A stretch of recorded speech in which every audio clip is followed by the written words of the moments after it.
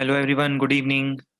Last turn पर हम लोग बात कर रहे थे concept of maxima and minima. And in fact आज हम लोग मैक्सिमा एंड मिनिमा कंप्लीट करने के बाद नेक्स्ट मैथमेटिकल टूल जो होगा उसको स्टार्ट करेंगे, और वो होगा concept of integration. Integral calculus की बात करेंगे, exact opposite of differentiation.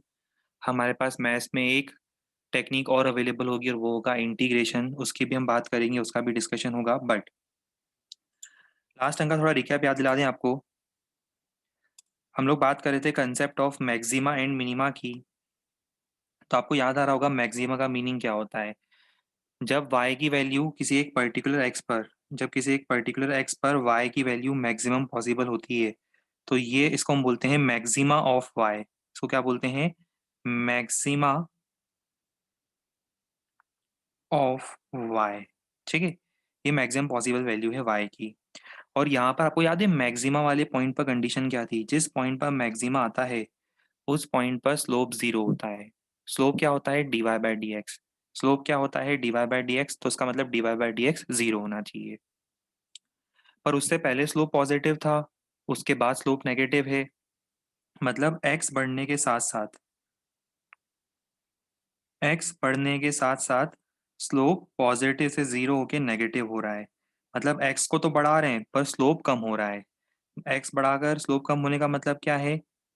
X में चेंज पॉजिटिव है। एक्स को आप बढ़ा रहे हो, एक्स में चेंज पॉजिटिव है, पर स्लोप तो कम हो रहा है, तो स्लोप में चेंज नेगेटिव होगा। इसका मतलब d m by d x should be negative for maxima. और एम क्या था?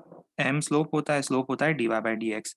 तो इसका मतलब double derivative should be negative at maxima. तो ध्यान रहे, कंडीशन क्या होती है मैक्सिमा की, अभी हम क्वेश्चन कराएंगे, एग्जाम्पल बताएंगे। कंडीशन होती है कि जिस पॉइंट पर मैक्सिमा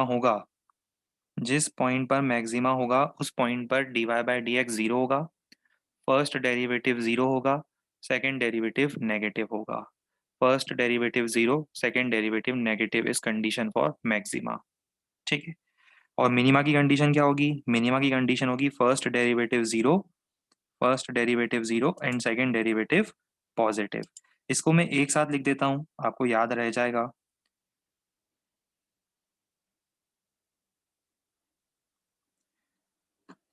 मैक्सिमा और मिनिमा दोनों साथ में देखते हैं।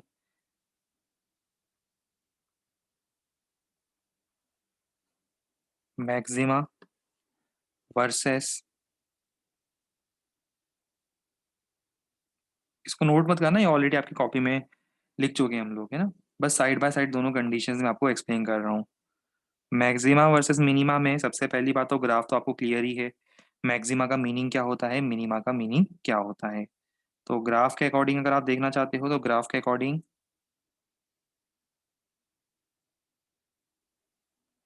मैक्सिमा और मिनिमा का मीनिंग तो आपको पता है।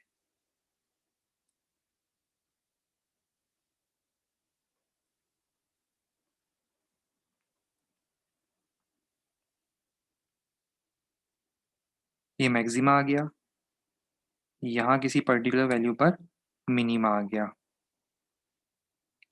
इस एक्स पर वाई मिनिमम है और इस एक्स पर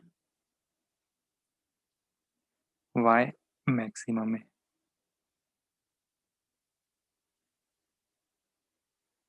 ठीक है। चलो अब आगे की स्टोरी क्या है? आगे की स्टोरी ये है कि इसमें first derivative d y by d x, first derivative d y by d x कितना होना चाहिए? जीरो होना चाहिए। कंडीशन यहाँ पे भी वही है, फर्स्ट डेरिवेटिव जीरो होना चाहिए। पर सेकेंड डेरिवेटिव क्या होना चाहिए? सेकेंड डेरिवेटिव यहाँ पर d square y by d x square should be negative, less than zero लिख दूँ, और इसका second derivative should be positive. ठीक है। अच्छा, फिर इसके बाद कुछ लोगों को कन्फ्यूजन था कि सर सेकंड डेरिवेटिव क्या होता है, तो हम लोगों ने याद करो सेकंड डेरिवेटिव डबल डेरिवेटिव जिसको बोलते हैं, वो हमने फाइंड करके बताया था। चलो एक काम करते हैं, इससे पहले कि मैक्सिमा मिनिमा के क्वेश्चन सॉल्व करें, मैं आपको एक दो क्वेश्चन और बताता हूँ डबल डेरिवेटिव के। ठीक है, दो तीन क्वेश्चन हम देख चुके थे, एक बार और हम कुछ क्वेश्चन रिविजिट करते हैं डबल डेरिवेटिव के। सपोज y दिया हुआ है sign of x plus 2x⁻³ आपको क्या फाइंड करना है? आपको फाइंड करना है फर्स्ट डेरिवेटिव, शॉर्ट में लिख रहा हूँ, शॉर्ट में सच लिखते हैं, आपको याद आ रहा होगा, और सेकेंड डेरिवेटिव। करो फाइंड।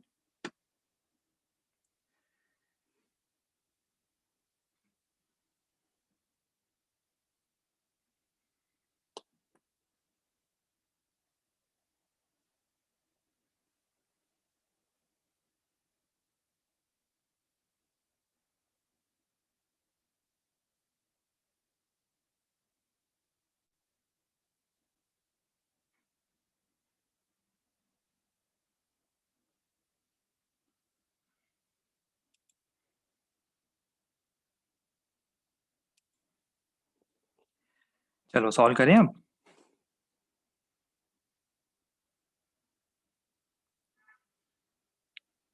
फर्स्ट डेरिवेटिव dy/dx कितना हो जाएगा? sin x का डिफ्रेंसिएशन cos x, फिर 2x³ कितना हो जाएगा? 6x²। प्रैक्टिस हो गई सबको इतनी, है ना? x³ का 3x² और 2 तो मल्टीप्लीकेशन में था, तो 6x²। फर्स्ट डेरिवेटिव आ गया। अब हमसे पूछा तो सेकंड डेरिवेटिव भी तो है, तो अब इसके बाद एक और डेरिवेटिव d²y/dx²। cos x का डिफ्रेंसिएशन कितना होता है? माइनस साइन x, और इसका हो जाएगा 12x। ये सेकंड डेरिवेटिव हो गया। ठीक है, चलो अब तो कोई दिक्कत नहीं आएगी। अब एक काम करते हैं, अब हम आपको सिखाते हैं मैक्सिमा मिनिमा निकालने का मेथड। जो हमने बताया था उस पर क्वेश्चन बताते हैं, आपको क्लियर हो जाएगा। चलो इसको एक एग्जांपल से कंसीडर करते हैं। सपोज मैंने आपको एक इक्वेशन दी, y = x² - 4x + 2। ठीक है, मुझे पता करना है इसका मैक्सिमा या मिनिमा कहाँ पे आता है। मुझे पता करना है कि इसका क्या आता है, मैक्सिमा और मिनिमा कहाँ पर आता है। तो देखो, उसको फाइंड करने के लिए हम क्या करेंगे, हमें फाइंड करना है इसका मैक्सिमा मिनिमा कहाँ पर आता है। इसका अप्रोच देखो क्या होगा।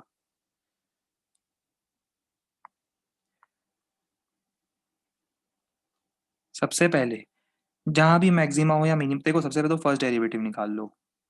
फर्स्ट डेरिवेटिव कितना होगा? 2x - 4। ठीक है, ये फर्स्ट डेरिवेटिव है। और हमें पता है कि मैक्सिमा या मिनिमा जहाँ पर भी होगा वहाँ पे फर्स्ट डेरिवेटिव क्या होना चाहिए? ज़ीरो। याद करो, एट मैक्सिमा और मिनिमा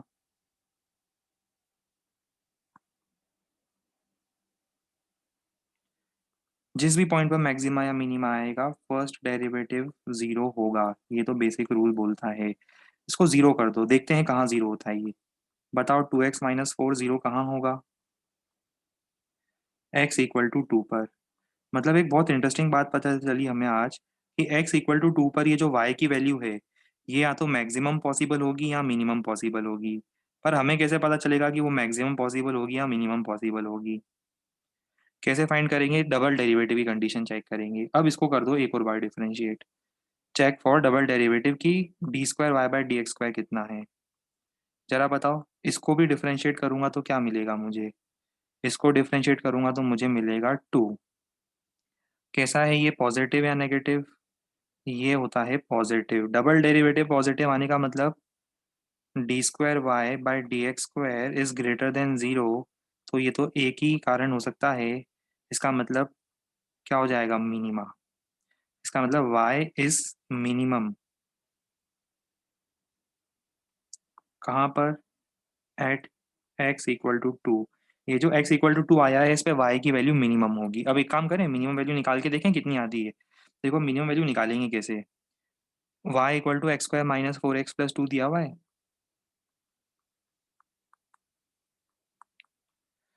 इसमें आप रख दो x को 2, रख के देखो क्या आएगा। y आएगा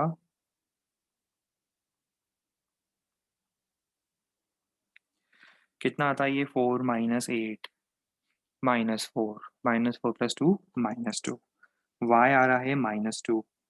ये y की मिनिमम वैल्यू है। कुछ भी करके देख लो आप, y से कम आपको मिलेगा ही नहीं।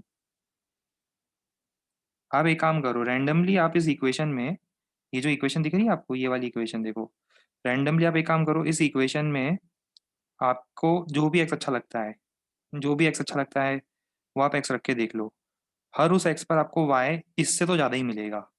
कोशिश करके देख लो, चाहो तो आप एक्स को 1 रखो, -1 रखो, √5 रखो, जो नंबर पसंद हो आपको वो रखो, 9/2, 9/3, 9/4, फ्रैक्शन में रखना है फ्रैक्शन में रखो, -20, -30 रखना है -30 रखो, +50 रखना है +50 रखो। आप चेक करके देख लो, किसी भी वैल्यू के लिए आपको y -2 से कम नहीं मिलेगा। वो भी कब मिलेगा पता है? वो भी कब मिलेगा? वो भी जब मिलेगा जब x कितना होगा, 2 होगा।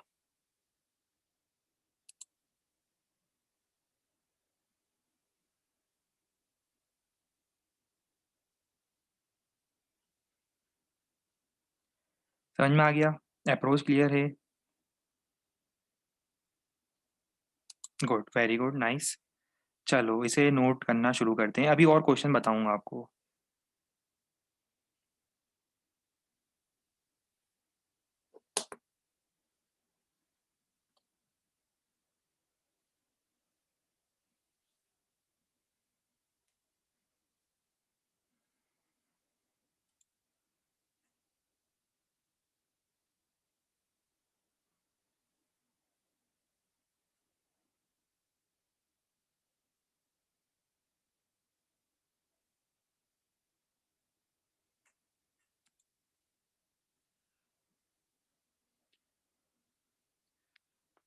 और ये हम लोग क्या करेंगे, फिजिक्स में कई बार हमें किसी इक्वेशन की मैक्सिमम या मिनिमम वैल्यू निकालना पड़ती है ना, तो हमें मैथ्स की हेल्प लेना पड़ती है। मैथ्स में हेल्प लेने का मतलब ये वाले कंडीशंस की हेल्प लेना पड़ती है। और ट्वेल्थ का मैथ्स, जैसा कि मैंने आपको बताया था, उसके अंदर आपको डिटेल में, अगर आप ट्वेल्थ के मैथ्स की बुक देखोगे, आपको इसके ऊपर पूरा एक चैप्टर मिलेगा, मैक्सिमा एंड मिनिमा। ये पूरा एक चैप्टर है ट्वेल्थ के मैथ्स में, लंबा सा बड़ा सा चैप्टर है मैक्सिमा एंड मिनिमा। पर हम सिर्फ उतना देख रहे हैं कि हमें फिजिक्स में कभी जरूरत पड़ जाए। टूल का मतलब क्या होता है? जब कभी हमें जरूरत पड़ जाए तो हम उस टूल को यूज़ कर पाएँ। अगर मान लो हमें पता ही नहीं होगा कि मैक्सिमा मिनिमा कैसे निकालते, तो हमारा हो सकता है कि फिजिक्स का कोई क्वेश्चन रुक सकता है, एक आध क्वेश्चन जहाँ इसका यूज़ होता है। तो इसीलिए हम लोग ये मेथड पढ़ते हैं। फिजिक्स पढ़ने से पहले हम ये सब बेसिक मैथमेटिकल टूल्स पढ़ते हैं कि हमें ये टूल्स यूज़ करना आ जाए।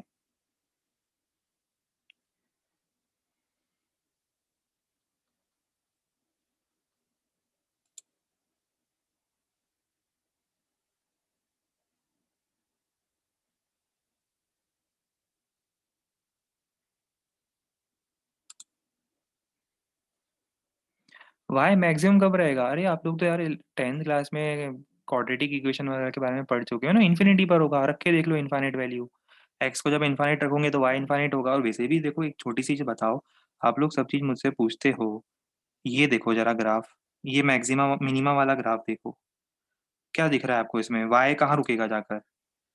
कहाँ जाके रुक रहा है वाई? चलो आप खुद ही सोचो, मुझसे पूछने से पहले आप खुद ही सोचो कहाँ जाकर रुक रहा है। ये ग्राफ तो एक्सटेंड होता जाएगा दोनों साइड। चाहे आप एक्स को माइनस इन्फाइनाइट रखो, चाहे एक्स को प्लस इन्फाइनाइट रखो, आपको वाई इन्फाइनाइट मिलेगा। तो मैक्सिमम वैल्यू क्या होगी? कोई बाउंड्री नहीं है इसमें वाई की मैक्सिमम वैल्यू इन्फाइनाइट चली जाएगी। ठीक है।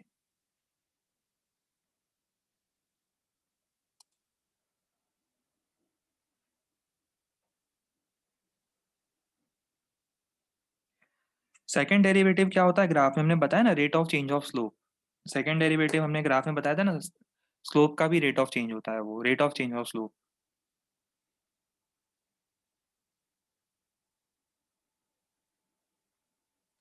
वाई माइनस इन्फाइनाइट नहीं होगा, वाई प्लस इन्फाइनाइट होगा। अरे यार, आपको एक्स स्क्वायर का मतलब पता है क्या?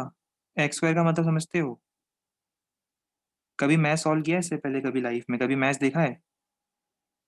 एक काम करो, एक्स को रख दो -1000, है ना, वाई निकाल के देख लो कितना आएगा, आपको खुद ही समझ में आ जाएगा। वाई की एक लार्ज पॉजिटिव वैल्यू आएगी, रख के देख लो, है ना। क्यों? क्योंकि देखो वाई हो जाएगा, छोटे छोटे बच्चों जैसी बातें करते हो कई बार, मुझे ऐसा लगता ही नहीं कभी कि है, कैसे छोटे बच्चों वाली बातें कर देते हो। रख लो, ये लो वैल्यू रख के देखो नेगेटिव। वाई आपको कितना पॉजिटिव मिलेगा चेक करके देख लो आप खुद ही, है ना। मुझसे पूछते हो हर चीज छोटे बच्चों जैसा। छोटे बच्चे थोड़ा ना, खुद से सॉल्व करके देखो ना। अब एक काम करो, एक्स को रखो इतना, बहुत लार्ज नेगेटिव वैल्यू रखो, देखो जरा वाई की वैल्यू कितनी आती है। ठीक है। एक्स नेगेटिव साइड भी बढ़ाते जाओ, ज़्यादा नेगेटिव करते जाओ, वाई ज़्यादा पॉजिटिव होता जाएगा।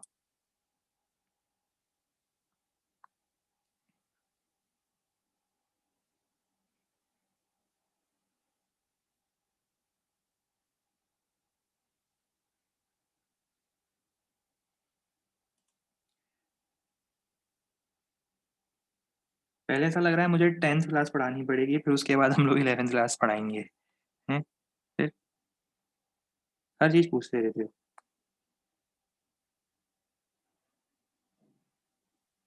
चलो एक क्वेश्चन और बताता हूँ। सपोज वाई दिया हुआ है 6x - 2x² + 1। खुद से ट्राई करना चाहते हो? चलो एक बार खुद से ट्राई करके देखो। बताना इसका मैक्सिमा या मिनिमा जो भी आता है वो कहाँ पर आता है। आपको बताना है इसका मैक्सिमा या मिनिमा जो भी आता है वो किस एक्स पर आता है, और मैक्सिमा मिनिमा जो भी आता है वो कितना होता है। एग्जैक्टली 120 सेकेंड्स दे रहा हूँ, कर लो ट्राई जल्दी से।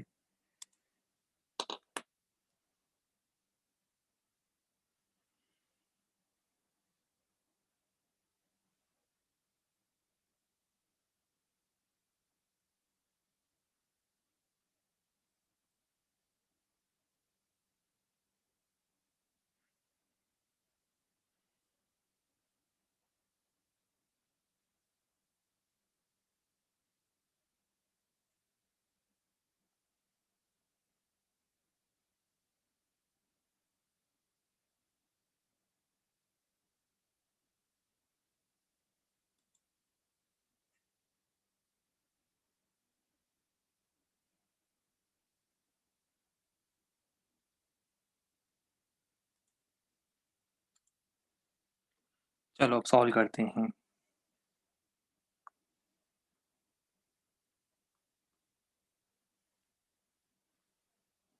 सबसे पहले इसका फर्स्ट डेरिवेटिव निकालते हैं, dy/dx। 6x का 6 और ये 4x, 1 का 0, ये फर्स्ट डेरिवेटिव है।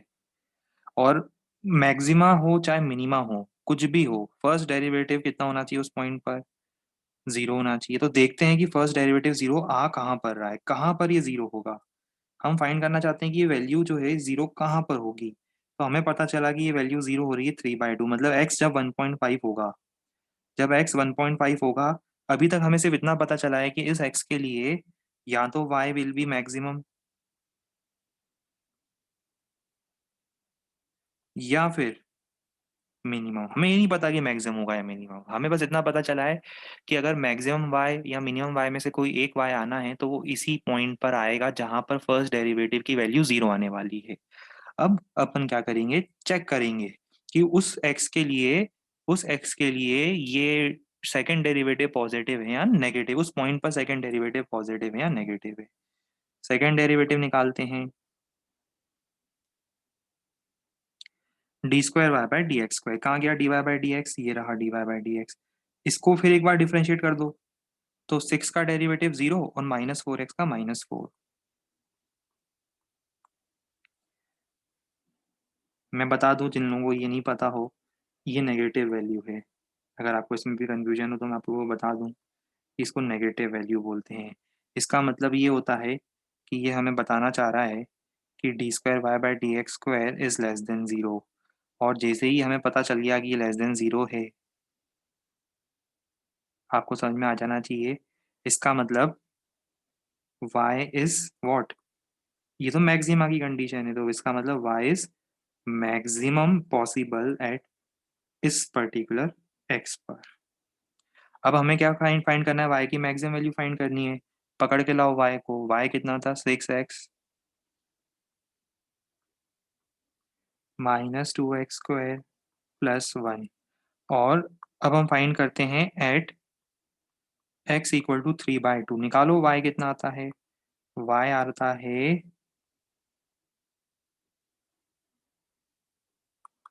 6 × 3/2 -2 × 3/2 का square +1।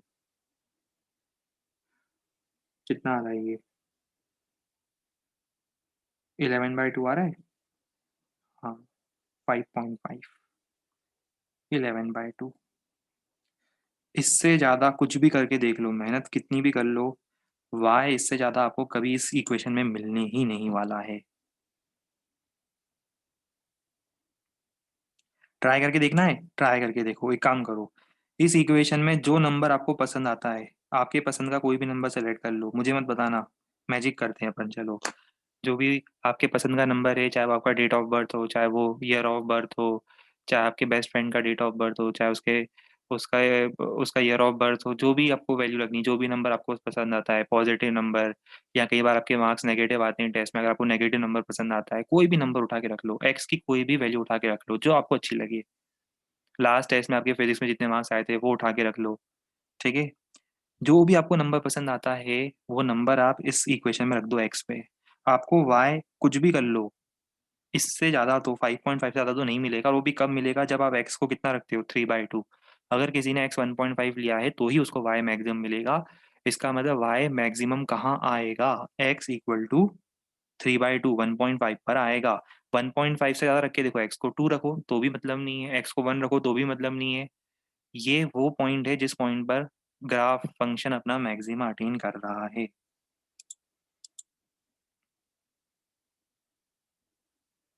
What if y come zero, तो जीरो मैक्सिमम वैल्यू होगी। भाई अगर एक चीज बताओ, जीरो क्या मैक्सिमम वैल्यू नहीं हो सकती है? अगर मान लो आपने फिजिक्स के टेस्ट दिए, मान लो हमारे एलएन में 10 टेस्ट हुए आपके फिजिक्स के 11th के, आपके पहले टेस्ट में आए -25, दूसरे में आए -20, तीसरे में आए -10, फोर्थ में आए -15, फिफ्थ में आए 0, सिक्स्थ में फिर से नेगेटिव चले गए। अब बताओ कि इन सब में से आपका बेस्ट परफॉर्मेंस किस टेस्ट में था? मैक्सिमम वैल्यू क्या है आपकी, बताओ मुझे। कुछ तो भी सवाल पूछते रहते हो। कल से चैट का ऑप्शन ही बंद करता हूँ मैं, रुको जरा। हैं? परेशान करके रखा है जबरदस्ती के, उल्टे सीधे डाउट पूछ पूछ के, छोटे बच्चों जैसे डाउट, KG 1 वालों डाउट पूछते हो। ये बताओ, इसमें से आपके मैक्सिमम पॉसिबल मार्क्स कहाँ आए हैं? जीरो आए हैं। तो मैक्सिमम मार्क्स जीरो आए किसी के, तो हम क्या कर सकते हैं उसमें, सिंपल सी बात है। तो वाई जीरो आ गया तो क्या करेंगे का मतलब थोड़ा ना कुछ है, वाई जीरो आ गया मतलब जीरो मैक्सिमम वैल्यू है।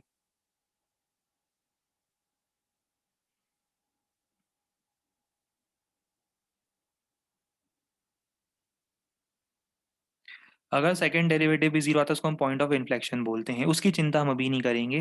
वो आपको 12th के मैथ्स में काम आएगा, अभी हमारे फिजिक्स में काम नहीं आएगा। हम उस डिटेल थ्योरी में नहीं जा रहे, आप पॉइंट ऑफ इन्फ्लेक्शन सर्च करना, आपको पता चल जाएगा सेकंड डेरिवेटिव जीरो होने पे क्या होता है। उसका अपने लिए कोई काम नहीं है, उसको अपन अभी टच भी नहीं करेंगे। If we take y equal to 5 then put it in equation then find the value of x है। y इक्वल टू 5 रखना चाहते हो तो रख दो 5, हमसे क्यों पूछ रहे हो? y 5 आएगा नहीं ना, आ जाएगा 5 आएगा ना, 5.5 मैक्सिमम है तो रख दो 5। क्वाड्रेटिक इक्वेशन सॉल्व नहीं करिए क्या? y इक्वल टू 5 रख के देख लो, y इक्वल टू 5 रख के देख लो किस x पे आता है, 2x आएंगे। क्वाड्रेटिक इक्वेशन के दो सॉल्यूशन आएंगे। अच्छा, आपको पता है इंटरेस्टिंग बात, कई बार बोलते हैं ना क्वाड्रेटिक इक्वेशन का कोई रियल सॉल्यूशन नहीं है, कोई रियल सॉल्यूशन नहीं है। समझदार होंगे तो समझ जाओगे, कोशिश करते हैं समझाने की। देखो, सपोज मैं आपके सामने क्वाड्रेटिक इक्वेशन बनाता हूँ, ये इक्वेशन दिख रही है ऊपर। अगर मैं बोल देता हूँ कि ये इक्वेशन इसे बना दी, 6x minus 2x² plus 1 is equal to 5, मतलब ऐसे इक्वेशन बना दो, इसको लिख दिया 4, है ना, ये 4 हो जाएगा। क्या इस इक्वेशन का सॉल्यूशन होगा? बिल्कुल होंगे, दो रियल सॉल्यूशन होंगे, क्योंकि दो एक्स ऐसे होंगे जहां पर वाई इतना आ रहा है, दो एक्स ऐसे होंगे जहां पर वाई कितना आएगा, 5 आएगा। क्यों आएगा, समझ में आ रहा है? ये ग्राफ देखो जरा। अगर 3/2 पर y की मैक्सिमम वैल्यू 5.5 है, तो आप मुझे बताओ कि y इक्वल टू 5 कहाँ कहाँ पर मिलेगा आपको? y इक्वल टू 5 तो आपको 2x के लिए मिलेगा, ये देखो जरा, दिख रहा है? y इक्वल टू 5 आपको 2x के लिए मिलता है, और इसीलिए क्वाड्रेटिक के दो सॉल्यूशन आते हैं। समझ रहे हो कुछ बात को?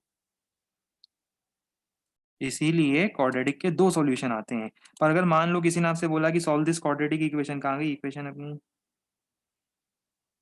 ये रही ना इक्वेशन। अभी देखो, किसी ने बोला कि y इक्वल टू मैं रख देता हूँ 7, 8 रख देते हैं, 7 रख देते हैं, चलो 7 रख दिया। तो मुझे बताओ क्वाड्रेटिक क्या बनेगी आपकी, 6x minus 2x² is equal to 6। अब आपसे किसी ने बोला कि सॉल्व करो इस क्वाड्रेटिक को, आप सॉल्व करके देखना, आपको इसका कोई रियल सॉल्यूशन नहीं मिलेगा। रियल सॉल्यूशन क्यों नहीं मिल रहा? है ही नहीं ना कोई x की वैल्यू ऐसी। आप इसमें बोलना चाह रहे हो कि y को आप 7 रखना चाह रहे हो, y 7 होगा ही नहीं किसी रियल x के लिए।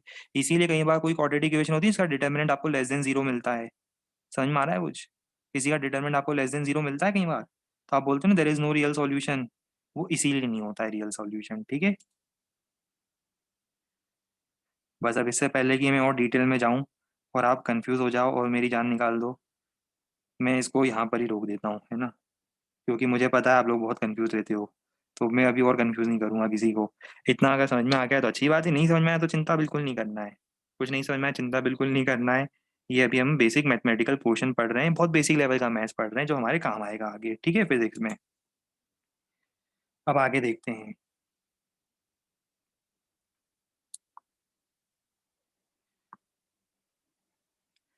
एक काम करता हूँ, मैं आपको इससे कुछ प्रैक्टिकल एग्जांपल वाले क्वेश्चन करके बताता हूँ। क्वेश्चन मैं ही करूंगा, क्वेश्चन दूंगा भी मैं, सॉल्व भी मैं ही करूंगा, आपको सिर्फ देखना है। आप स्पेक्टेटर हो, आपको सिर्फ देखना है। देखो मैं सॉल्व करूंगा, क्वेश्चन मैं दे रहा हूँ, सॉल्व भी मैं करूंगा।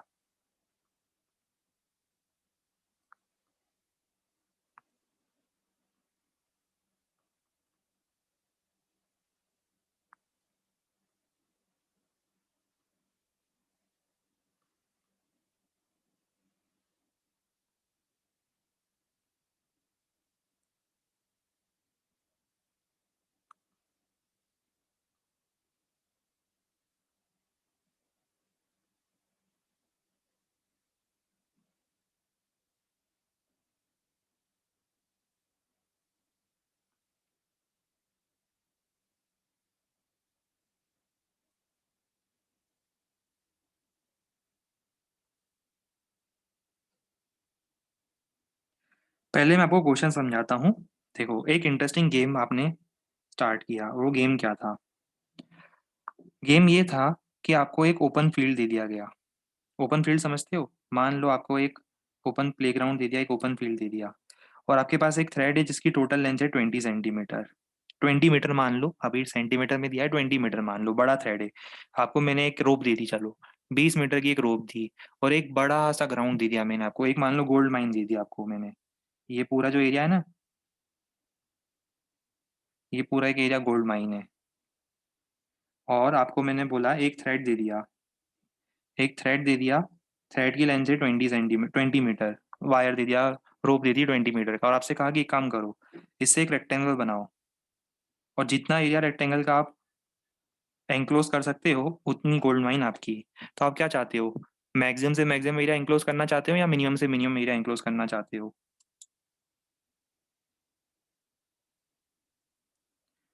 मैक्सिमम से मैक्सिमम एरिया एंक्लोज करना चाहते हो। अच्छा मुझे बताओ कि 20 सेंटीमीटर लेंथ के या 20 मीटर लेंथ के, 20 कर देते हैं ना, इसको कंफ्यूजन होगा ही नहीं अपने को, 20 मीटर ही कर देते हैं ना। 20 मीटर कर देते हैं। मुझे बताओ 20 मीटर के रोप से कितने रेक्टेंगल बना सकते, मतलब कितने पॉसिबल रेक्टेंगल्स बन सकते हैं, कितने रेक्टेंगल पॉसिबल हैं? कितने मतलब कितने टाइप के अलग अलग रेक्टेंगल पॉसिबल हैं? कितने अलग अलग टाइप के रेक्टेंगल आप सोच सकते हो? इन्फाइनाइट अलग अलग टाइप के रेक्टेंगल पॉसिबल हैं। अरे भाई किसी ने सेलेक्ट करा, मान लो ये 8 मीटर, ये 2 मीटर, ये 20 हो जाएगा टोटल। ठीक है, ये देखो ये 20 हो गया। किसी ने 8 मीटर सेलेक्ट करा, किसी ने बोला कि नहीं सर हम तो 9 बाई 1 का बनाएंगे रेक्टेंगल, बनाओ भाई 9 बाई 1 का रेक्टेंगल बनाओ। किसी ने बोला कि नहीं सर हम 7 बाई 3 का रेक्टेंगल बनाएंगे, किसी ने बोला कि नहीं सर हमें 7 बाई 3 नहीं 7.5 2.5 बनाना है। फ्रैक्शन में भी आने लग गए अब तो, ये देखो। किसी ने बोला कि नहीं सर हम 7.7 और 2.3 का रेक्टेंगल बनाएंगे, तो इसे तो इन्फाइनाइट पॉसिबल रेक्टेंगल्स हैं। अरे 5 पॉसिबिलिटी नहीं है भैया, इन्फाइनाइट पॉसिबिलिटीज है। नंबर लाइन पता है आपको? नंबर लाइन में कितने नंबर्स होते हैं पता है आपको? 0 से 10 के बीच में कितने नंबर्स होते हैं? 0 से 10 के बीच में नंबर लाइन में कितने नंबर्स होते हैं? 10 नंबर होते हैं क्या? धन्य हो आपके स्कूल के मैथ्स के टीचर्स को, जिन्होंने आपको इतना मेहनत से पढ़ाया। मैं तो उनका बहुत बहुत आभारी हूँ। ठीक है, तो आपको ये समझ में आना चाहिए था कि 0 से 10 के बीच में मैं इनफाइनाइट पॉसिबल नंबर सेलेक्ट कर सकता हूँ। 7.5, 7.6, 7.65, 7.77, इससे बहुत सारे रेक्टेंगल बन सकते हैं। अब तुम मुझे कैसे पता चलेगा कि कौन सा रेक्टेंगल का एरिया मैक्सिमम होगा, मुझे कैसे पता चलेगा? तो इसके लिए अब हम यूज करेंगे concept of maxima and minima. देखो कैसे यूज करते हैं, सीखो ध्यान से। मान लो कि मैंने एक रेक्टेंगल बनाया जिसकी विड्थ है x। तो मुझे बताओ इसकी ये हाइट क्या होगी, ये कितना होगा बताओ इसका। 20 - x, 20 - 2x, good, very good. Keep it up, keep it, keep it up, बिल्कुल बढ़िया, बहुत बढ़िया, गुड, वेरी गुड, शाबाश। नाइस। कोई बात नहीं है ना, कोई बात नहीं, होता है।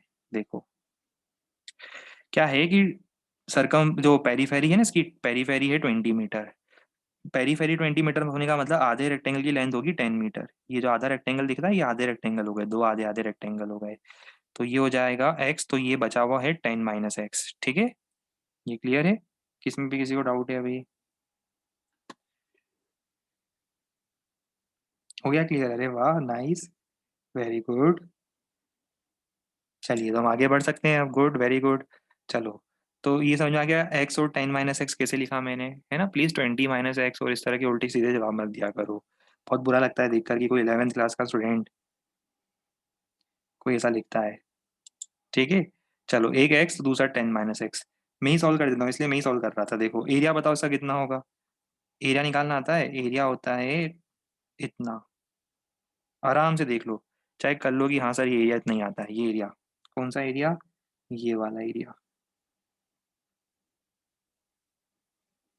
Now this area is a function of x. देखो पहले इसको सॉल्व करता हूँ, कितना आ रहा है ये, 10 - x - x²। क्या आपको दिख रहा है, area is a function of x. जैसे वाई एक्स का फंक्शन था, आज एरिया फंक्शन है एक्स का। एरिया डिपेंड कर रहा है एक्स पर। एक्स की अलग अलग वैल्यूज हो सकती है, मुझे उसमें से वो वैल्यू फाइंड करनी है जहां पर एरिया मैक्सिमम या मिनिमम हो। अभी तो सीखा हमने आज, आज ही हमने बहुत पावरफुल टूल सीखा है कि कैसे हम एरिया को मैक्सिमाइज या मिनिमाइज कर सकते हैं। पहले फर्स्ट डेरिवेटिव देखो जीरो कहाँ आता है, 10 - 2x फर्स्ट डेरिवेटिव है ना। पहले तो फर्स्ट डेरिवेटिव निकालता हूँ, और देखो कि ये फर्स्ट डेरिवेटिव जीरो कब है। देखो ध्यान से कि फर्स्ट डेरिवेटिव जीरो कब है। First derivative is zero when that is at x = 5। x = 5 पे फर्स्ट डेरिवेटिव जीरो है। पर अब चेक तो कर ले कि इस x पर एरिया मैक्सिमम होता है, उसका मतलब तो समझ में आ गया कि एट x = 5 या तो एरिया मैक्सिमम होगा,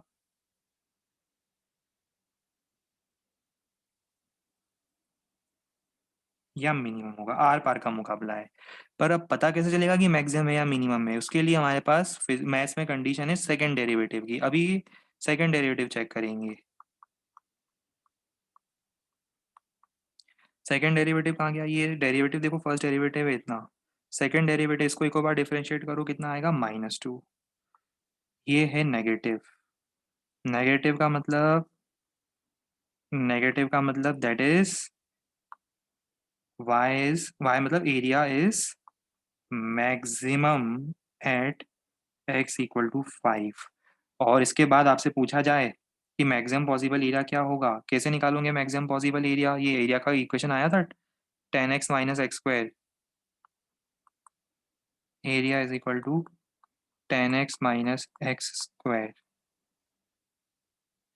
तो मैक्सिमम कितना होगा, एट x = 5, मैक्सिमम एरिया हो जाएगा 10 × 5 -5 का स्क्वायर, कितना हो जाएगा, 25 मीटर स्क्वायर। क्लियर भाई।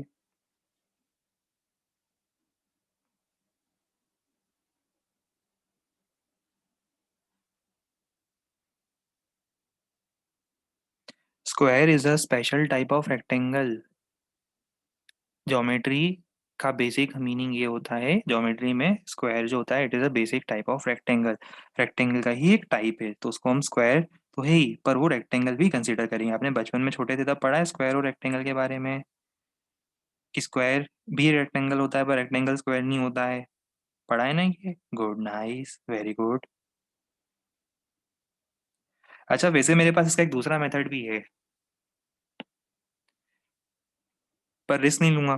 मैं रिस्क लूंगा ही नहीं, मैं नहीं नहीं लूंगा ही नहीं इस बार रिस्क। मैं रिस्क लूंगा और फिर समझ में नहीं आएगा आपको, तो फिर गड़बड़ हो जाएगी ना। नहीं नहीं नहीं नहीं नहीं नहीं, बिल्कुल नहीं बताऊंगा मैं। रिस्क रिस्क तो बिल्कुल रिस्क नहीं लेने का, इस बैच में बिल्कुल रिस्क नहीं लेने का। ठीक है, बता दें क्या? ले ले रिस्क ऐसा? हाँ यार चलो ठीक है, एक बार और रिस्क लेके देखते हैं। पर एक काम करो, चलो पहले इतना लिख लो, फिर बताते हैं ना, पहले इतना एब्जॉर्ब करो। पहले ये वाला लास्ट वाला भी एग्जांपल शायद आपने नोट नहीं करा था ना, लास्ट वाला एग्जांपल से नोट करना था शायद हमें, ये नोट कर लिया था क्या हम लोगों ने, लास्ट वाला एग्जांपल इससे पहले वाला?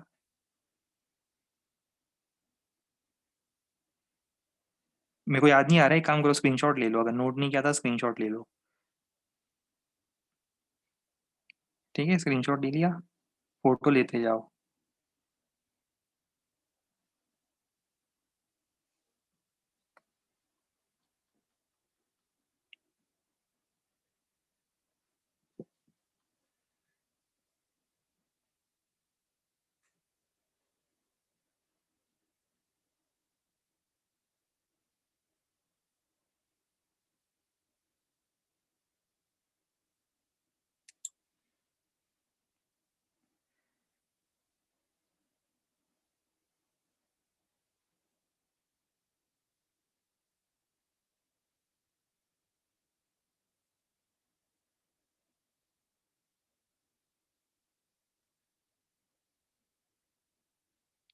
अब ये क्वेश्चन नोट कर लो जल्दी से।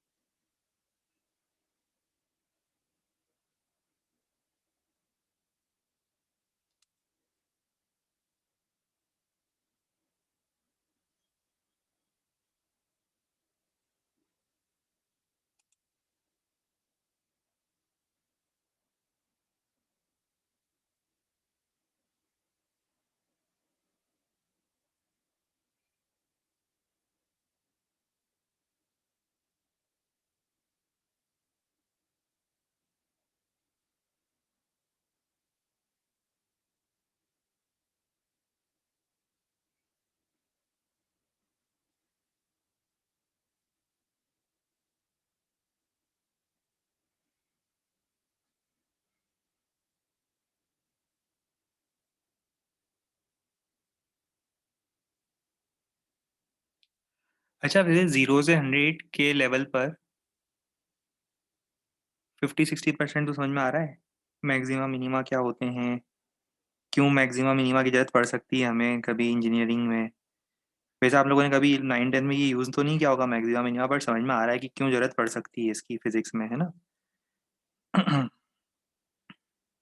देखो जितना परसेंट समझ में आएगा उतनी परसेंट मार्क्स आएंगे एग्जाम में, ध्यान रखना।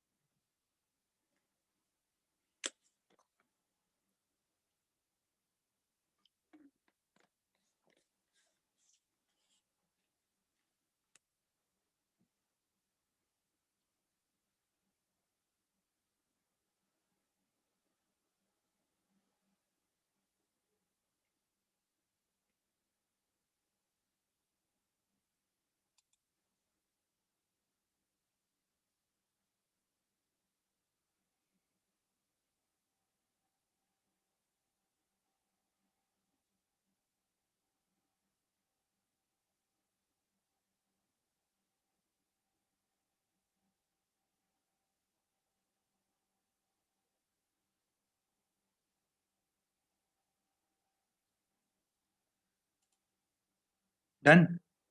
क्या बोलते हो, कुछ इंटरेस्टिंग चीजें बता दूं? ले लूँ क्या रिस्क में? डर तो बहुत लग रहा है मुझे, है ना? कि कुछ भी आपको नया बताता हूँ तो फिर एकदम से डाउट आ जाते हैं आपको, क्लियर क्लियर आपको होता नहीं है, डाउट आपको आते हैं, डर मुझे लगता है, क्या करें बताओ? चलो आज एक बार वो ट्राई करते हैं आपको कुछ नया सिखाने का। क्या है, मेरा मन कर जाता है कई बार नया सिखाने का रोज़, है ना? फिर मैं बाद में डर जाता हूँ जब आप डाउट पूछते हो कि सर वो 0 हुआ तो मैक्सिमम होगा कि मिनिमम होगा? Sir please solve x by x square, x by x square solve करके बता दो सर। वो किसी ने तो क्या करा था, वो साइन हमें याद, यही बैच है ना, वो हम याद रखेंगे पूरे लाइफ लॉन्ग। वो इसको अलग डिफरेंशिएट करते हैं और इसको अलग डिफरेंशिएट करते हैं तो सर क्या होगा? ये सब हमें याद रहेगी ये वाली बैच टीएनपी 22। ठीक है? यही बैच थी ना वो? हाँ। अभी सुनो, मान लो कि आपको ये सब नहीं पता होता और किसी ने आपसे ये क्वेश्चन पूछ लिया इस तरह का, ठीक है? तो बहुत इंटरेस्टिंग तरीका है हमारे पास और इसको सॉल्व करने का। अगर आप थोड़ा सा मैथमेटिकली साउंड हो तो आपको एक अच्छा तरीका मिल सकता था। देखो कैसे। सपोज मैं एक रेक्टेंगल बना देता हूँ जिसकी पेरीफेरी है 20। तो ये बात तो गारंटीड है ना कि ये जो आधी लेंथ होगी वो 10 होगी। ये आधी लेंथ 10 होगी।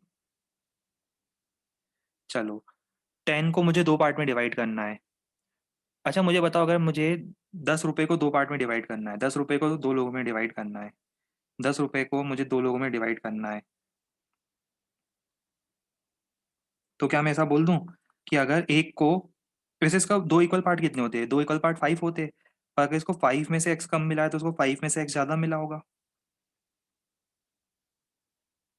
देखो क्या होता है, जैसे मान लो आपके घर में 1 किलो मैगी बनी और दो भाई बहन है ना, उसमें 1 किलो मैगी बांटनी है। तो कायदे से कितनी बटनी चाहिए? 500 ग्राम बटनी चाहिए। पर क्या ऐसा होता है, क्या इक्वल डिस्ट्रीब्यूशन होता है? क्या नहीं होता? होता है क्या इक्वल डिस्ट्रीब्यूशन? जैसे चॉकलेट आई घर में, तो कायदे से बराबर बराबर बटनी चाहिए। 1 किलो मैगी बनाई आपने मान लो, है ना, 1 किलो मैगी बनाई डिनर के लिए और दो भाई बहन थे, उसमें बांटनी थी मैगी। तो क्या होता है, वो 1 किलो में बटनी चाहिए 500 ग्राम। पर किसी को 500 से थोड़ी कम मिलती है, तो बची हुई गई कहाँ? 500 से थोड़ी ज्यादा किसी दूसरे को मिलेगी, तो एक को मिलेगी 500 माइनस एक्स, दूसरे को मिलेगी 500 प्लस एक्स। कुछ समझ रहे हो? कुछ वैसा ही तो सीन चल रहा है यहाँ पर, कि अगर एक साइड, अगर मान लो विड्थ हो गई 5 - x तो लेंथ हो जाएगी 5 + x, क्योंकि लेंथ प्लस विड्थ का सम होना चाहिए 10। अब ये मत पूछना सर 10 कैसे, 20 टोटल पेरीफेरी है, तो लेंथ प्लस विड्थ होना चाहिए 10। समझ में आता है ना?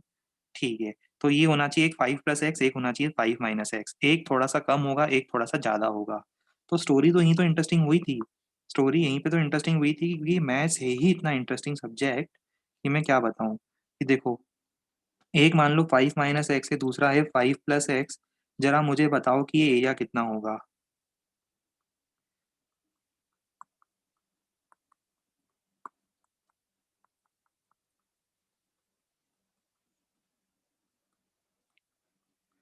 अब मुझे बस इतना बता दो, छोटा सा क्वेश्चन है मेरा आप लोगों से। मुझे बताओ कि इसमें से x की किस वैल्यू के लिए a मैक्सिमम होगा? बस इतना जवाब दे दो तो मैं मान जाऊंगा आप लोग 11th में हो। इसमें से x की किस वैल्यू के लिए a मैक्सिमम होगा? समझ रहे हो क्यों? 0, क्योंकि इसके अलावा कोई भी वैल्यू रखता हूँ, -1 + 1 -2 + 2, एरिया हमेशा कम ही आना है उससे फिर। इस टाइप के फंक्शन में हमें पता है एट x = 0 एरिया जो है वो मैक्सिमम पॉसिबल होगा। और x को रखो जरा 0, तो मैक्सिमम पॉसिबल एरिया कितना आएगा? 25। ठीक है? कुछ बातें समझ में आ रही है?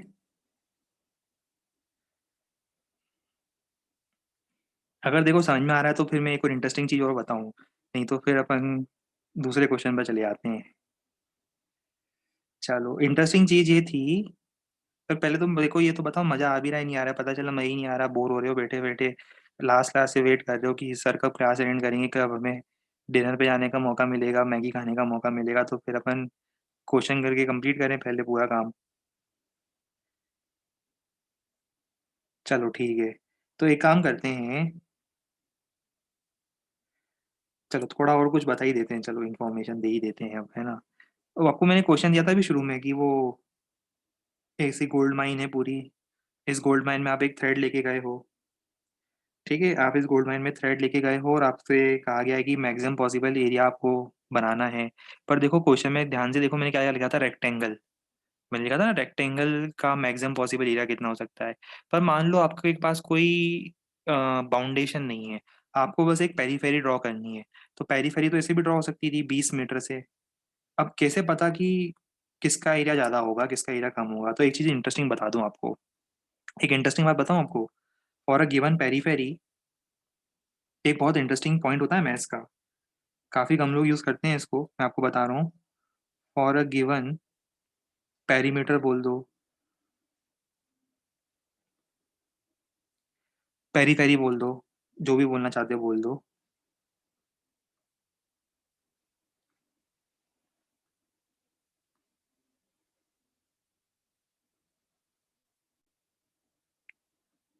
आया मजा? अगर आपको सबसे ज़्यादा एरिया इंक्लोज करना है, सबसे ज़्यादा एरिया इंक्लोज करना है तो वो सर्कल का ही होगा। क्यों होता है ऐसा, इसके बारे में कुछ आइडिया है किसी को? कभी पढ़ा है ये? वैसे पढ़ा तो होगा शायद कभी, गिवन पेरीमीटर के लिए, गिवन पेरीफेरी के लिए रेक्टेंगल बनाओ चाहे ट्रायंगल बनाओ, वो मजा नहीं आएगा जो मजा सर्कल को बनाने में आएगा, क्योंकि सर्कल का एरिया उस गिवन लेंथ के लिए मैक्सिमम पॉसिबल होगा। पता है इस बारे में? चलो मैं आपको एक इंटरेस्टिंग बात बता ही देता हूँ, अब बात आ ही गई है तो देखो। होता क्या है, सपोज ये रैंडम लूप बना देता हूँ, चलो मैं रैंडम लूप बना दूं।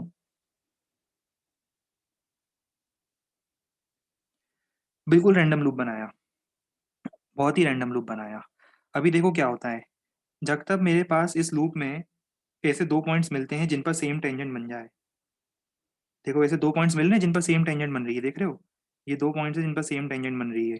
सेम टेंजेंट दो पॉइंट पर बन गई, सेम टेंजेंट दो पॉइंट पर बन रही है, तो पता क्या होगा, हम इसकी मिरर इमेज ले लें। क्योंकि ये एरिया की अगर मैं मिरर इमेज लेकर इसको बाहर कर दूं, ये देखो ये दिख रहा है, ये पैच, कौन से पैच की बात कर रहा हूँ मैं बात कर रहा हूँ इस पैच की। ये पैच की अगर मैं मिरर इमेज ले लूं तो क्या होगा बताओ, इसकी मिरर इमेज ले लो इस टेंजेंट के अबाउट, तो क्या एरिया पहले से ज्यादा होगा या कम होगा? इसको खोल दो, खोलने का मतलब है इसको, कर्व को खोल दो ऐसे। तो अब बताओ एरिया पहले से कम हुआ कि ज्यादा हुआ? एरिया इंक्लोज पहले से कम हुआ कि ज्यादा हुआ? ज्यादा हुआ ना। कहने का मतलब जब तक आपके पास कोई ऐसा टेंजेंट मिले जो दो पॉइंट पर टेंजेंट बन रहा हो, तब तक आपके पास एरिया बढ़ाने की पॉसिबिलिटी बनती रहेगी। जब तक ऐसा होता रहे तब तक एरिया बढ़ सकता है। जब तक ऐसा होता रहे कि एक ही लाइन दो पॉइंट पर टेंजेंट हो जाए, तब तक एरिया बढ़ सकता है, क्योंकि आप उसकी मिरर इमेज ले लो और उसको बाहर कर दो। अब बाहर करने के बाद यहाँ तो टेंजेंट नहीं बनेगा फिर। समझ पा रहे हो, समझ रहे हो? ये फिर अब टेंजेंट नहीं हो जाएगा, देखो अब ये टेंजेंट नहीं रहेगा। अब ये आपने बाहर बना दिया तो अब ये टेंजेंट कहाँ से होगा, ये तो दो पॉइंट पर कट कर रहा है अब। समझ रहे हो? जब तक दो पॉइंट पर एक कॉमन टेंजेंट बन जाए तब तक आपका एरिया मैक्सिमम नहीं हुआ है। मुझे बताओ कि अब ऐसी कौन सी ज्योमेट्री है जिसमें एरिया मैक्सिमम पॉसिबल हो सकता है, इसमें एक ही टेंजेंट एक पॉइंट पर बने, एक टेंजेंट एक ज्यादा पॉइंट पर ना बने?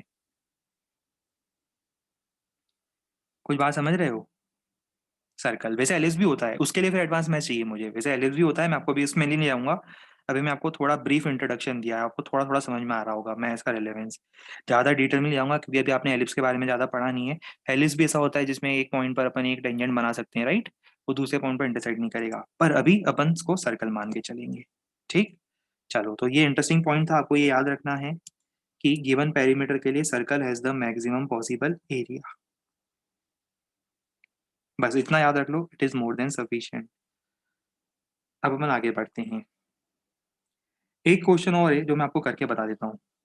क्वेश्चन भी मैं ही दूंगा, सॉल्व भी मैं ही करूंगा।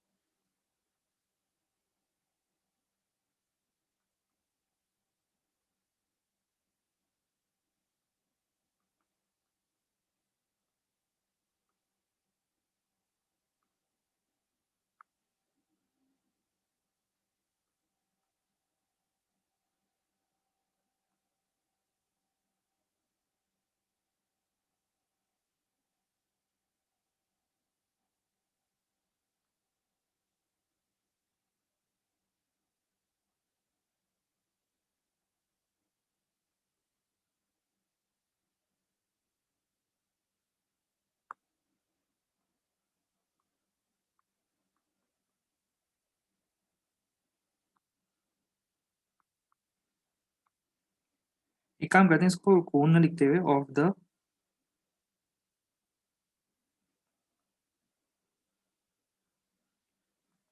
राइट एंगल्ड कोन। चलो अब इसके बारे में अपन बहुत लंबा डिस्कशन करेंगे।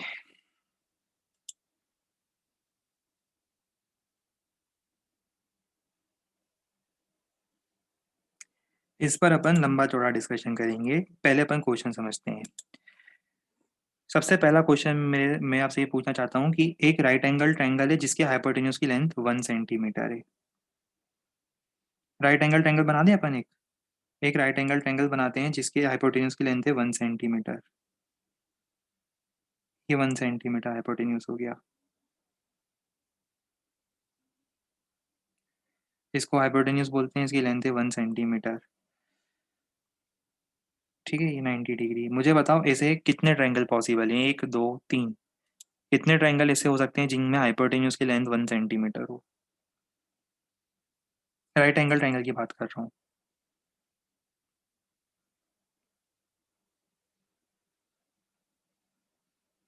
एक, दो नहीं हो सकते क्या?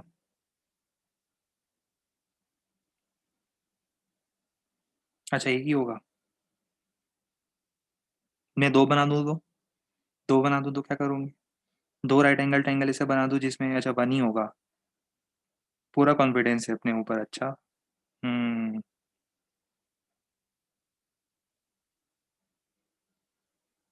वो तो सही यार, मजेदार तो हो आप लोग, है ना? ये मजेदार तो हो बिल्कुल आप लोग। मतलब मजा आता है देखो, दो होंगे, अच्छा चलो। मजा तो आता है देखो, है ना? दिन की हमारी सबसे लास्ट क्लास सबसे ज्यादा इंटरेस्टिंग होती है, मजा आता है हमको तो बिल्कुल। देखो, एक काम करो, उसको भूल जाओ, है ना? और आपसे एक छोटा सा क्वेश्चन मैं पूछता हूँ।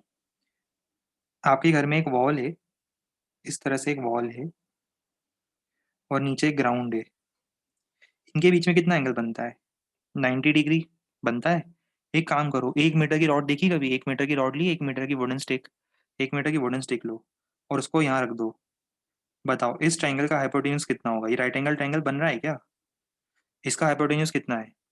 1 मीटर। अगर ये स्टिक थोड़ा नीचे स्लिप कर गई तो क्या होगा? हाइपोटेन्यूज की लेंथ चेंज हो गई क्या? अगर थोड़ा और नीचे स्लिप कर गई तो क्या होगा? हाइपोटेन्यूज की लेंथ चेंज हो गई क्या? 1 मीटर की स्टिक बड़ी हो गई क्या? और थोड़ा नीचे स्लिप कर जाएगी तो 1 मीटर की स्टिक बड़ी हो गई क्या? नहीं। तो आपको समझ में आ रहा है कैसे कितने ट्रायंगल होंगे ऐसे? ऐसे कितने ट्रायंगल हो सकते हैं?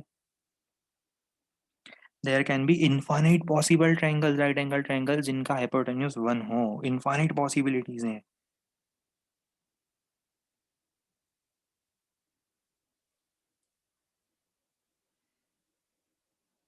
क्या करूं मैं आपका, बताओ। कई बार तो इतना गुस्सा आता है, पर आपको बताया है ना, वो वेलकम मूवी जैसा हाल है मेरा। वो बार बार वो कंट्रोल होता है, कंट्रोल बोलना पड़ता है। क्या करूं बताओ? क्या करूं मैं आपका, बताओ। क्लियर हो रहा है कुछ? आप तो मान लो, अब याद कर लो, छोड़ो कंसेप्ट, छोड़ो, आप तो याद करो। भूल जाओ, कंसेप्ट नाम की चीज होती है। याद करेंगे हम सब। ठीक है। अब अपन याद रखेंगे इस चीज को कि ऐसे infinite possible right angle triangle है जिसका हाइपोटेन्यूज 1 मीटर हो या 1 सेंटीमीटर हो। ठीक। चलो गुड, याद रख लिया, गुड, वेरी गुड। अब मुझे बताओ राइट एंगल कोण का मतलब क्या होता है? राइट एंगल कोण का मतलब देखो, मैं आपको सिखाता हूँ क्या होता है। एक राइट एंगल ट्रायंगल लो। ये एक राइट एंगल ट्रायंगल है, और इसको जोर जोर से घुमाना शुरू कर दो।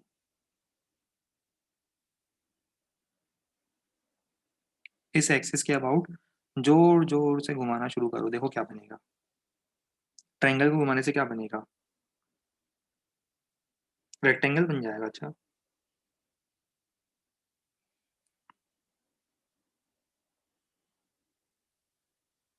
सही बात है, ट्रायंगल को घुमाने से रेक्टेंगल बनेगा। गुड।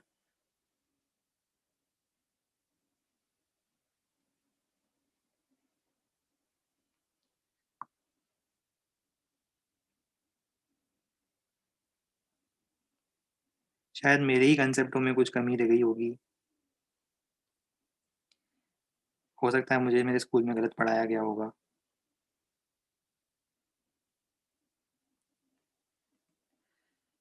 ठीक है।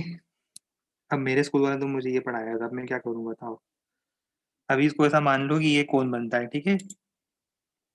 हो सकता है कि आपके स्कूल का सिलेबस अलग हो, आपके स्कूल में वो रेक्टेंगल बनाते हो, हमारे स्कूल का सिलेबस अलग था, तो वहाँ पे हमारे स्कूल में कोन बनाते थे।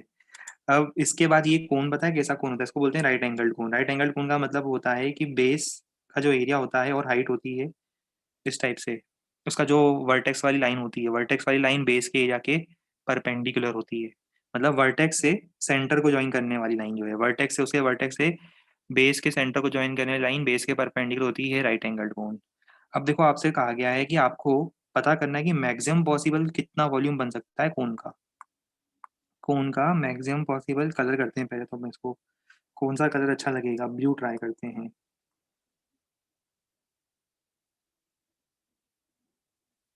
आपसे पूछा है कि मैक्सिमम पॉसिबल, फिर से करना पड़ेगा।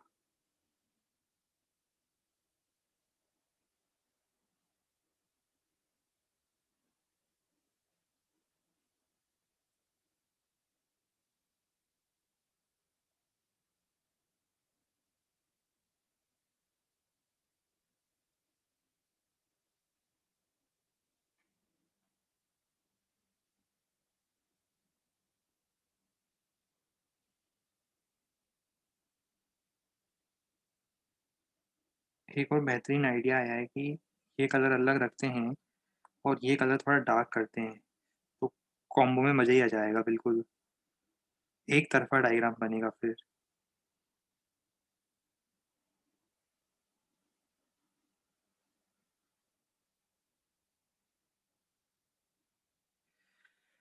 हाँ, अब ठीक है।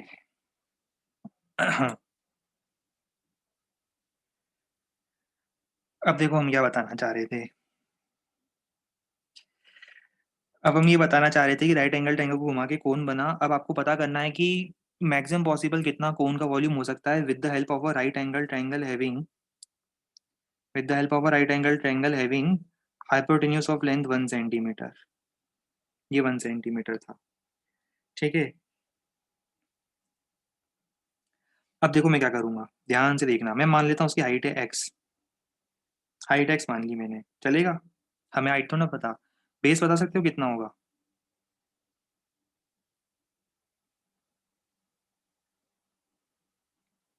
बस डर इसी बात का है कि कहीं ये ना पूछ लो कि सर ये कैसे आया। अगर उसकी हाइट एक्स है तो बेस होगा √(1 - x²). गुड, क्लियर हो गया, गुड, वेरी गुड। ठीक है, अब आगे सुनो। हमने मान लिया कि लेट अस अज्यूम की height of the triangle is x और उसके बेस की जो रेडियस हो गई वो हो गई √(1 - x²). अब मुझे बताओ इससे बनने वाला जो ये आपने बनाया है कोन, इसका वॉल्यूम कितना होगा? वॉल्यूम ऑफ कोन कितना होता है?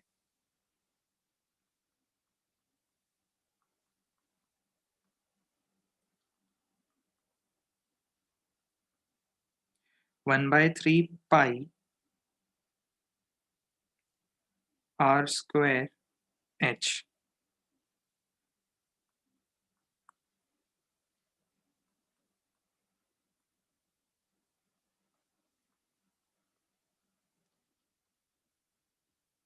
इसको थोड़ा ओपन कर दें, इसको मैं लिख दूं π/3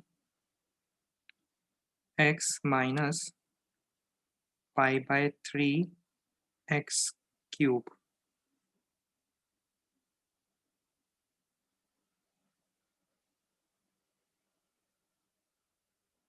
चलेगा? कोई दिक्कत तो नहीं आ रही यहाँ तक आपको? ठीक है, अब ये देखो, ये ही तो हम पढ़ रहे हैं इतने दिनों से, यही तो मैं आपको पढ़ाने की कोशिश कर रहा था इतने दिनों से। फंक्शन, फंक्शनों की जो बात कर रहा था, ये वही तो है आपकी आंखों के सामने। ये देखो, ये इसको बोलते हैं फंक्शन, जो ऐसे बनते हैं फिजिक्स में। ये बन गया देखो फंक्शन। अब आप बोलोगे सर फंक्शन कहाँ बना, हमें तो कोई फंक्शन नहीं दिख रहा है। तो हम बोलेंगे कि ये देखो ध्यान से, इसको मैथ्स की नज़रों से देखो, ये फंक्शन है। Volume is a function of x. For अलग अलग values of x we will get अलग अलग height, और for अलग अलग height we will get अलग अलग type of triangles, and for अलग अलग type of triangles we will get अलग अलग type of cone जिनका वॉल्यूम भी अलग अलग होगा। तो volume is a function of x. अब हमें क्या फाइंड करना है? हमें तो एक्स की वो वैल्यू फाइंड करनी है जहां वॉल्यूम का मैक्सिमा या मिनिमा हो, जहां उसका मैक्सिमा या मिनिमा हो। कैसे फाइंड करते हैं? कुछ सिखाया था आपको? देखो बस अब बच्चे कम होने ही वाले हैं। अभी 8 बज गए। अब चाहे मैक्सिमा हो चाहे मिनिमा हो, डिनर टाइम हो गया है और अब वो तुरंत गायब होने वाले हैं। 7:50 7:55 के अराउंड क्लास में बच्चों का नंबर, स्टूडेंट्स का नंबर का मैक्सिमा आता है और फिर वापस अब वो मैक्सिमा आने के बाद कम हो जाता है। dv/dx is equal to 0। यहाँ एक काम करते हैं, पहले dv/dx निकालते हैं, जैसे अपन ने सीखा वैसे करते हैं। π/3 माइनस π/3 इंटू 3x² समझ में आ रहा है कुछ? इसको ऐसा लिख दें, π/3 माइनस कितना, πx²।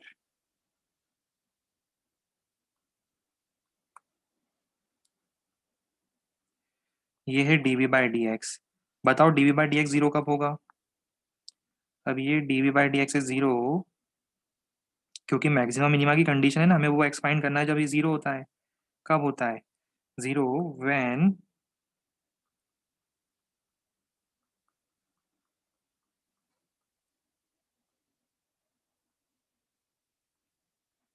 x equal to 1/√3। अब ये नंबर तो आया x इक्वल टू 1/√3, पर अब सवाल ये उठता है कि इस वैल्यू के लिए वो मैक्सिमम होगा मिनिमम होगा क्या होगा? कैसे पता करेंगे क्या होगा, बताओ जरा जल्दी। Double derivative, good. अभी स्टोरी खत्म नहीं हुई, अभी डबल डेरिवेटिव भी निकालना पड़ेगा। जरा बताओ, इसको डिफरेंशिएट करो, π/3 को डिफरेंशिएट करो, कितना आएगा जल्दी बताओ, मैं सुनना चाहता हूँ आप लोगों से आंसर। जल्दी जल्दी बताओ, π/3 का डिफरेंशिएशन कितना होगा? कौन सा रूल लगाऊं, chain rule, product rule, quotient rule लगा दूं? 0, गुड, वेरी गुड। सीख गए हो, थोड़ा थोड़ा मैथ सीख गए हो। π/3 का डिफरेंशिएशन हो जाएगा 0, कांस्टेंट है। कांस्टेंट को बाहर निकालो, x² का डिफरेंशिएशन कितना होगा, 2x। ठीक है। अब देखो, अब आपके माइंड में डाउट आ रहा होगा, सर ये मैग मतलब ये पॉजिटिव है नेगेटिव है कैसे पता चलेगा? देखो, x की इस वैल्यू पर, जिस वैल्यू के लिए आप बोल रहे हो कि मैक्सिमा या मिनिमा आ रहा है, ध्यान से सुनना। x की इस वैल्यू पर, जिस वैल्यू के लिए आप क्लेम कर रहे हो कि इस वैल्यू पर मैक्सिमा या मिनिमा आना चाहिए, उस x की वैल्यू के लिए, उस x की वैल्यू पर ये डबल डेरिवेटिव क्या आने वाला है? नेगेटिव आने वाला। रख के देख लो, x इक्वल टू 1/√3 पर ये डबल डेरिवेटिव नेगेटिव आने वाला है। अरे कैन नॉट बी डिटरमाइंड का मतलब क्या है? 2π/√3 आएगा ना, और माइनस साइन तो है ही पहले से। बात समझ में आ रही है? सेकंड डेरिवेटिव उस पर्टिकुलर एक्स पर मुझे यहाँ पे चेक करना है। कई बार ऐसा होता है कि सेकंड डेरिवेटिव में एक्स का फंक्शन आ जाता है, तो उस केस में एक्स की वैल्यू रख के चेक करूंगी कि उस एक्स पर second derivative double derivative positive होता है या नेगेटिव होता है। अभी आया नेगेटिव। नेगेटिव मतलब क्या? इसका मतलब क्या होगा? That is v is maximum. कब? x इक्वल टू 1/√3 पर। चलो अब निकाल के देखें v की मैक्सिमम वैल्यू।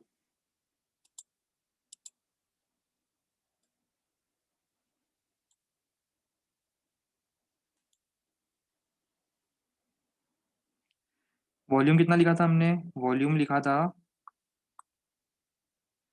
कहाँ गया function, πx/3, π/3 x minus x³ लिख देते हैं। π/3 x माइनस π/3 x³। इसमें वैल्यू रखो जरा।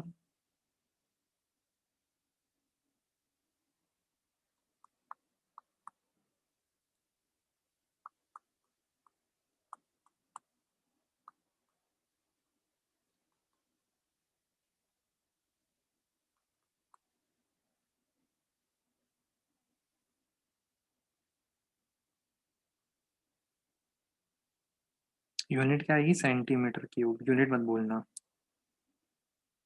क्योंकि हमने 1 सेंटीमीटर वाला वो हाइपोटेन्यूस वाला ट्रायंगल लिया था, मतलब वो लिया था ट्रायंगल, इसका मतलब वॉल्यूम जो है अभी हम सेंटीमीटर क्यूब में मेजर कर रहे हैं। ये आ जाएगा हमारा आंसर।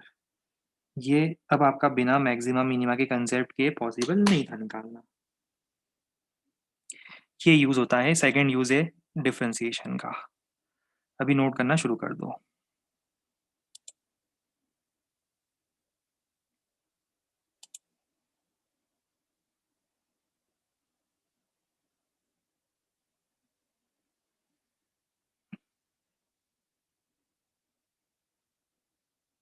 मिनिमम क्या होगा, जीरो होगा। चलो वो भी हम सिखा देंगे आपको, समझाएंगे बाउंडेड फंक्शंस में क्या करना पड़ता है। ये अभी बाउंडेड फंक्शन है बिटवीन द टू वैल्यूज, तो हम बताएंगे आपको।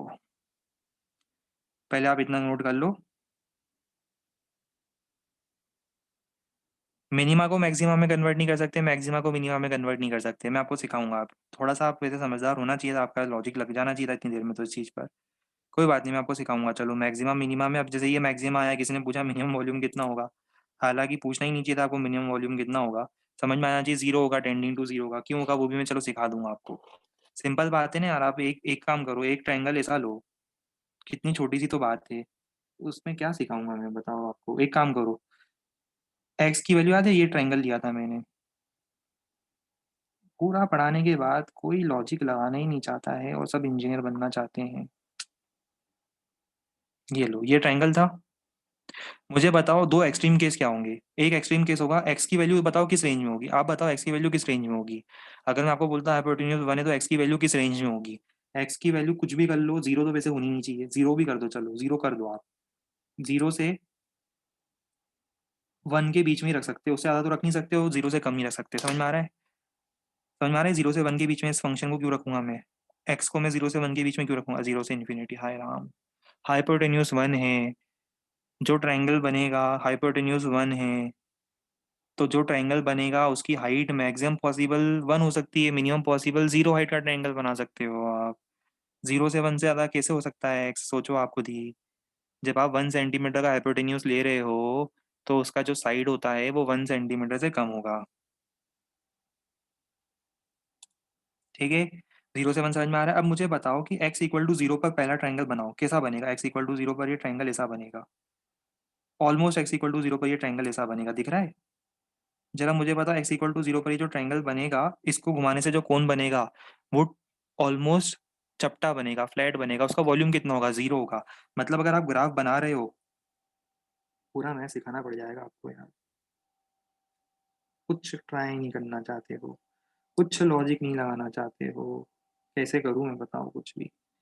एक्स और वॉल्यूम, एक काम करो। आपने देखा अभी किस तरह से एक्स इक्वल टू जीरो पे वॉल्यूम जीरो आ रहा है, देखा आपने अपनी आंखों से देखा एक्स इक्वल टू जीरो पे वॉल्यूम जीरो आ रहा है। अब और आंखें खोल खोल के देखो, ये इक्वेशन दिख रही है, इसमें एक्स को रखो जीरो जरा, आपको खुद ही समझ में आ जाएगा एक्स इक्वल टू जीरो पे वॉल्यूम कितना है। कितना है एक्स इक्वल टू जीरो पे वॉल्यूम, रखो खुद ही रख के देखो। मैं से ट्राई करो तभी समझ में आएगा। सारी चीजें मेरे से पूछोगे कुछ समझ में नहीं आएगा लाइफ में कभी। ठीक है, समझ में आ रहा है? जीरो पे वॉल्यूम जीरो आ रहा है, सामने सामने दिख रही है, इक्वेशन भी सही बता रही है, कि इक्वेशन सही बता रही है कि एक्स इक्वल टू जीरो पे आपका जो ट्रायंगल बनेगा, पहली बात तो बनेगा ही नहीं, पर आप उसको ट्रायंगल बोल भी रहे हो, उसको घुमा भी दोगे, तो आप एक लाइन को घुमा रहे हो और उससे बनने वाले कोण का वॉल्यूम जीरो आएगा, क्योंकि उस कोण की हाइट ही नहीं है। जब कोण की हाइट ही नहीं है तो उसका वॉल्यूम कैसे निकालोगे आप। दूसरा पॉइंट सुनो। अब उसके बाद आपने एक्स को बढ़ाते बढ़ाते मैक्सिमम पॉसिबल एक्स कितना कर सकते हो, वन। जरा एक्स को वन करो। अब ये देखो जरा, नया कोण बनेगा जिसकी हाइट तो है, पर रेडियस ही नहीं है, रेडियस गायब हो गया अब इस कोण का। ये देखो रेडियस गायब हो गया। अब एक काम करो, हाइट पूरी वन कर दोगे तो रेडियस ही जीरो हो जाएगा। भाई पूरी हाइट ही ले लिया आपने तो कोण का रेडियस ही कहाँ बचा। जब रेडियस जीरो हो जाएगा तो 1/3 पाई r² में वॉल्यूम फिर से कितना आ जाएगा, जीरो आ जाएगा। इसका मतलब कैसे समझाऊं आप लोगों को सब। X equal to one comma zero पर भी, एक्स इक्वल टू वन पर भी, एक्स इक्वल टू वन पर भी वॉल्यूम जीरो आ रहा है। दो पॉइंट्स मिल गए, समझ में आ रहा है? और इन दोनों पॉइंट के बीच में आपका ग्राफ कुछ ऐसा बन रहा है, जहां पर एक एक्स आ रहा है, जहां पर ये वॉल्यूम मैक्सिमम है, वो एक्स बता दूं कितना आ रहा है। कितना निकाला था अभी अपन लोगों ने, अभी 1/√3।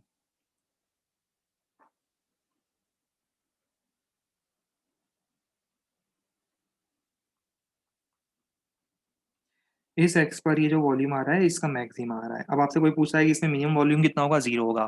फिर आपको एक माइंड में आपके और डाउट आ रहा होगा, सर ये ग्राफ यहाँ खत्म हो गया क्या, नहीं। मैथमेटिकली ये ग्राफ यहाँ खत्म नहीं होते, मैथमेटिकली तो ये ग्राफ आगे भी चलेंगे। आगे चलने का मतलब, भाई ये ग्राफ है, एक्स की वैल्यू आपने तो बोल दिया कि नेगेटिव नहीं कर सकते, क्योंकि आपने बाउंडेड फंक्शन बनाने की कोशिश करी है, जीरो से वन से ज्यादा ग्राफ देखना नहीं चाह रहे हो। पर एक्चुअल में तो ग्राफ उसके बाद भी होता है, ग्राफ की लाइफ तो उसके बाद भी है। ग्राफ की लाइफ खत्म थोड़ी ना हुई है आगे जाकर, ग्राफ तो और आगे चलता रहेगा। तो वैसे देखा जाए थियोरेटिकली तो इसका मिनिमा क्या होगा, माइनस इन्फिनिटी होगा, राइट। पर आपके पॉइंट ऑफ व्यू से आप जीरो से वन के बीच में ही फंक्शन को एनालाइज करोगे, तो जीरो से वन के बीच में फंक्शन की मैक्सिमम वैल्यू 1/√3 पर आएगी। ठीक है, वो मिनिमम वैल्यू कितनी होगी इस वॉल्यूम की, जीरो होगी।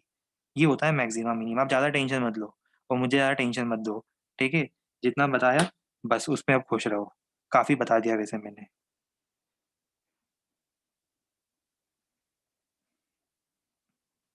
बोलते हैं ना, लेस इज मोर।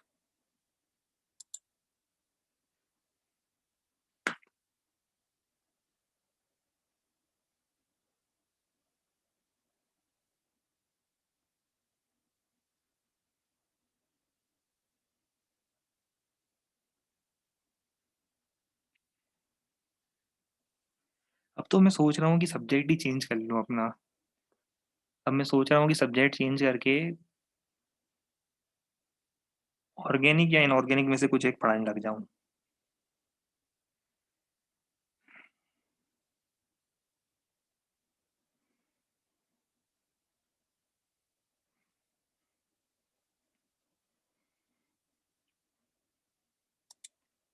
डाउट आएंगी नहीं ना फिर आपको। बोलूंगा कि बोरॉन का मेल्टिंग पॉइंट इतना होता है, बोरॉन की केमिकल प्रॉपर्टी ये होती है।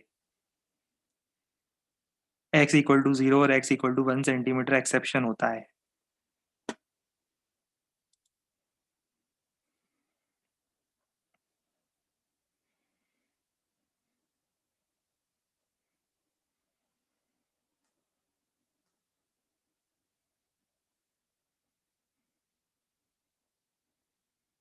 टेंशन फ्री लाइफ रहेगी फिर हमारी थोड़ी।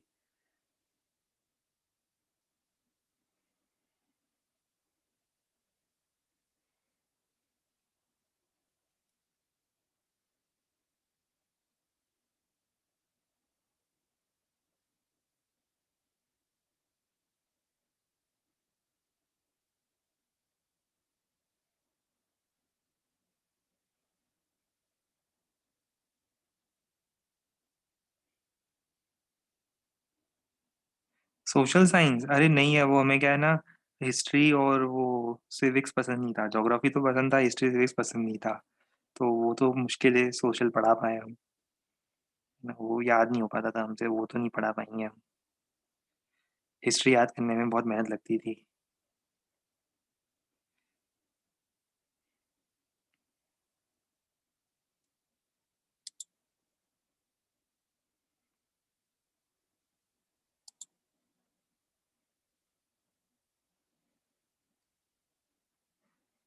हम अब सोच रहे हैं ऐसा सब्जेक्ट लेंगे जो आप लोगों ने लिया ही नहीं है। बायो लेंगे। बायो पढ़ाएंगे, जहाँ दूर दूर तक TNP22 से कोई डाउट ना आए।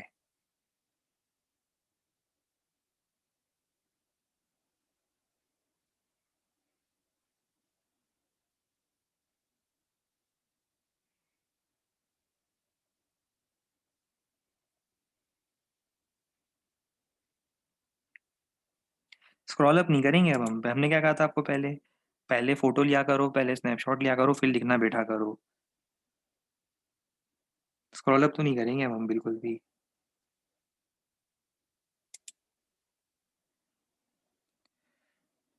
सभी कौन राइट एंगल होते हैं क्या? अरे रे नहीं होते। अभी आप भूल जाओ, अभी आप ज्योमेट्री भूल जाओ। अभी तो ये आप मैक्सिमम मिनिमम पे ध्यान दो।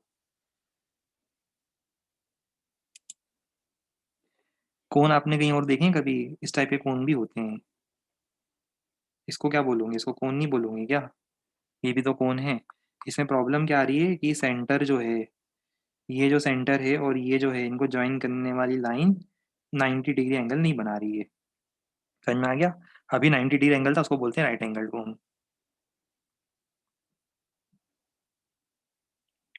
बिल्कुल ऐसा लगता है कि बच्चों को नाइन्थ क्लास से उठाया गया है। ऐसा प्रतीत हो रहा है कि बच्चों को नाइन्थ क्लास से उठाया गया है और सीधा उठा के 11वीं क्लास में बिठा दिया गया है।